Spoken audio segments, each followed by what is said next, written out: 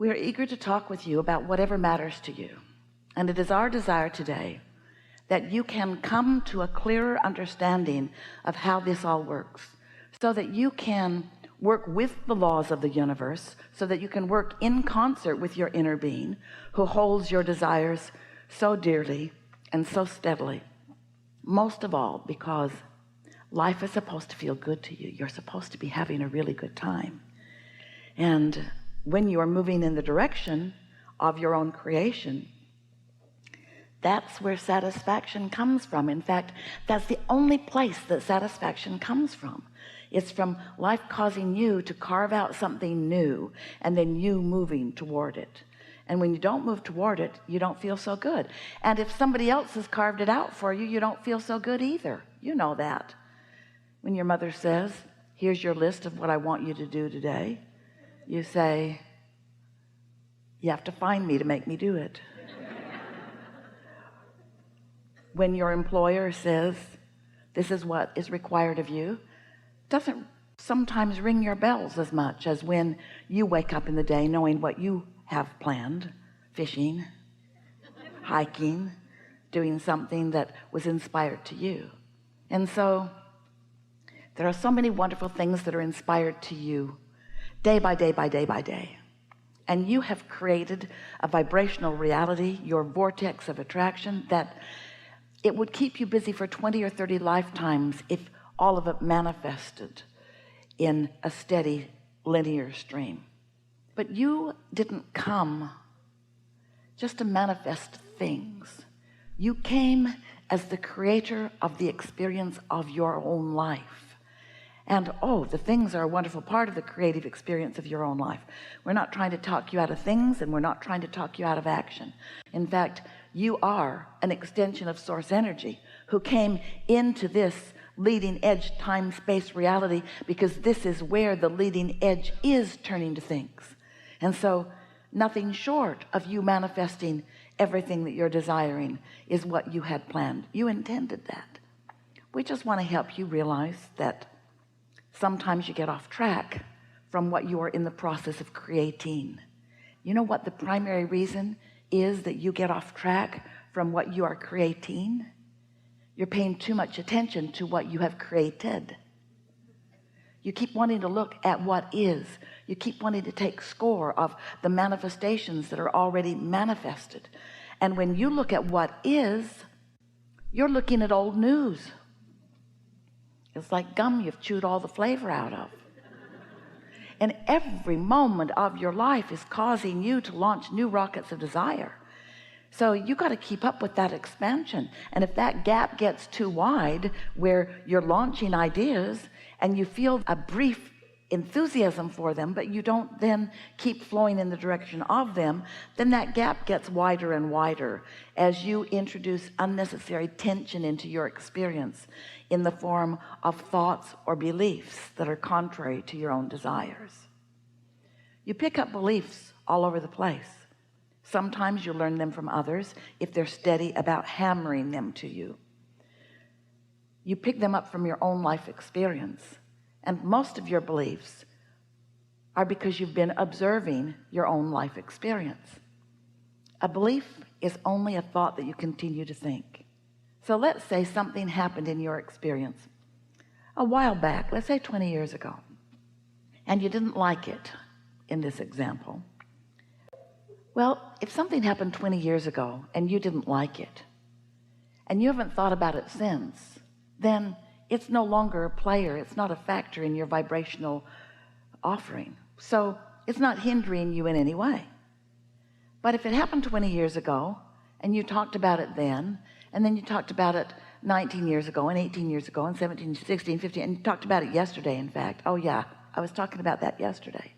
Then you keep renewing that resistance and bringing it forward.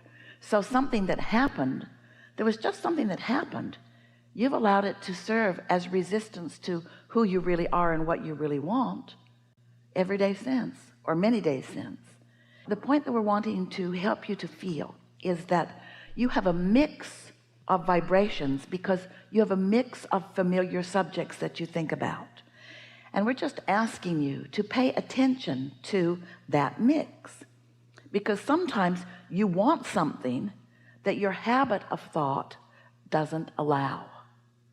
Oh boy, I'd like to have all of the money that I need to travel and have fun, but I have to continue to do what I'm doing in order to bring money in, and money doesn't grow on trees, and there's no inheritance in my future, and so this is probably as good as it's going to be for me, so I'm not going to be able to travel. So you gave birth to it and then you killed it, because your practical mind, as you face reality, as you look at the current situation, you let the current situation dominate your vibration, so you don't let your desires flow and gather the momentum that they would gather if you weren't doing that thing that you do to stop them from gathering momentum.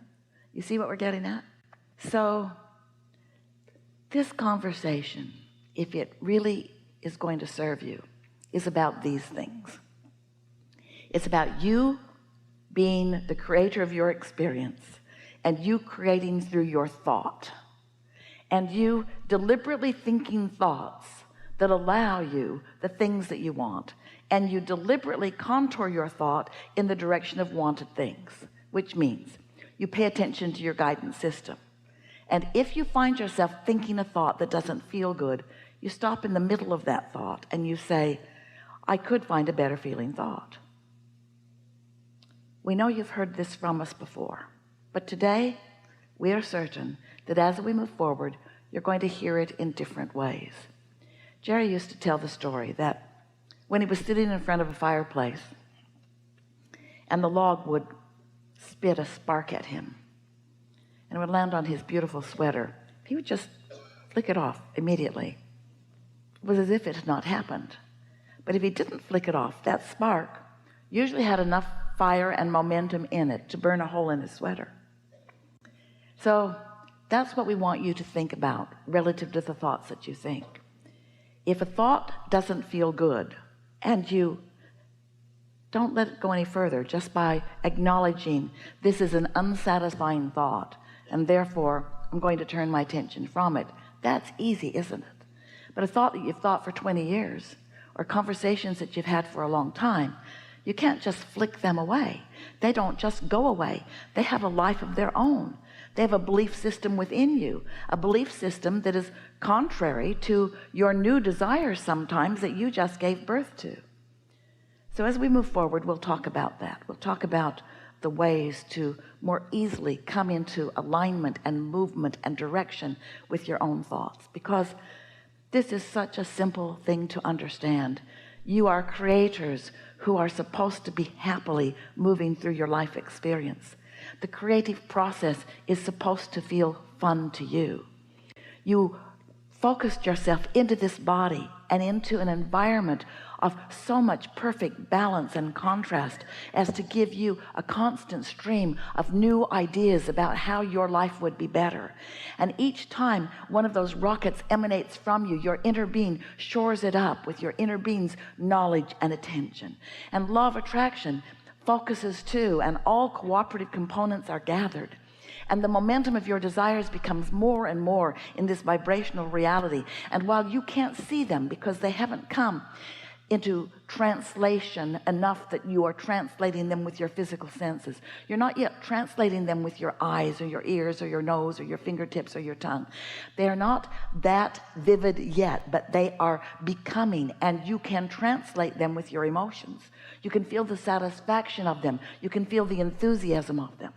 And if you don't do anything, if you don't think thoughts that bring discouragement instead of satisfaction, that bring fear instead of satisfaction, that bring doubt instead of satisfaction, if you don't let yourself go into those doubtful places, then this momentum of your new desire will gather enough momentum that it will begin to flow to you in a way that you can't miss it.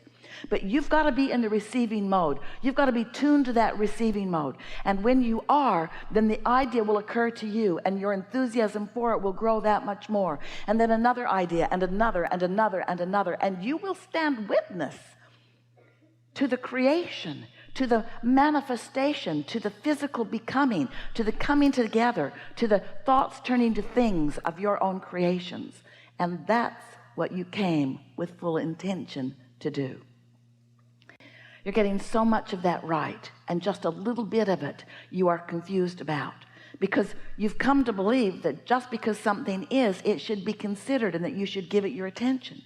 You've trained yourself to be objective about things, to be so balanced. I must weigh the pros and the cons and the pluses and the minuses. But you don't realize that you work for yourself and against yourself and for yourself and against yourself when you are considering the things that you do not want. Of course, contrast is there, and you will see things that you do not want. And when you do, what you do want will become clear for a moment. And so the whole key to living happily ever after and to getting what you want is to just lean in the direction of your desires. Lean and feel for the satisfaction factor. And as you find it steadily, what begins to happen is things begin to occur to you. We've been talking to you for a while. Esther's been receiving our blocks of thought and translating them into the physical word equivalent. And we've written many books and talked to many of you in many different cities over time. And in all of those words, the theme that we've been offering to you primarily is this: there is a law of attraction, and you get what you think about, whether you want it or not. So paying attention to what you're thinking about matters. Law of attraction is responding not just to you, the personality that you know as you, but law of attraction is responding to the non-physical inner being you. So when you in your physical form launch a rocket of desire, your inner being takes hold of it, and law of attraction responds to that you as well as this you. And the vibrational variance between what your inner being is asking for on your behalf, which is always pure positive energy, and what you are doing about the same subject, which may or may not be pure positive energy, is what equals your emotional guidance system. When you are in sync with your inner being, you feel great. And when you are pulling in opposition, you don't feel so good. And that's why we're wanting to turn your attention toward the idea of satisfaction. When you move in the direction, in other words, when you say, I would like a new house, and your inner being says, we would like a new house, and the entire universe says, how can we help? And law of attraction says, we'll gather all of the cooperative components. And you say, I would like it to look like this. I would like it to feel like this. When I live in it, I would like to feel like this. So much information is contained in that brief statement, because you've lived in a lot of houses, and you've lived a lot of knowing what you don't want and knowing what you do want. And so without you giving too much time or really attention to this subject, off you go. The new house is underway. In fact, it has been for quite a while. So then you complain about the house you've got because you want to justify the new house, and in doing so you're not in the receiving mode, so nothing moves forward as far as you are concerned. You're sort of stalled out right away. But then let's say you decide you're going to meditate. You do it every day for 15 or 20 minutes. You quiet your mind, you stop all thoughts, so you stop all resistant thought, and as you meditate, your vibration rises, and as your vibration rises, you become vibrationally equivalent with your inner being and your inner being's knowledge about your new house. And now you are in vibration alignment with your own desire. Now ideas begin to flow to you because you're in the receiving mode of what your inner being knows about this. And you find yourself collecting data. You're in the right place at the right time. Things just start falling into place for you. Ideas start flowing. And when they do, because you are in the receiving mode, it gives you life. It's life-giving to you. You feel exhilaration about it. It feels really good to you. While you're in the receiving mode and those ideas are streaming to you, you don't maybe realize it, but your vibrations are turning to thoughts, and your thoughts are turning to things, and you're standing on the brink, on the brink, on the brink, on the brink of the next and the next and the next and the next and the next. And that's all that is required for your new house to become a reality. Don't forget to leave a positive message and subscribe.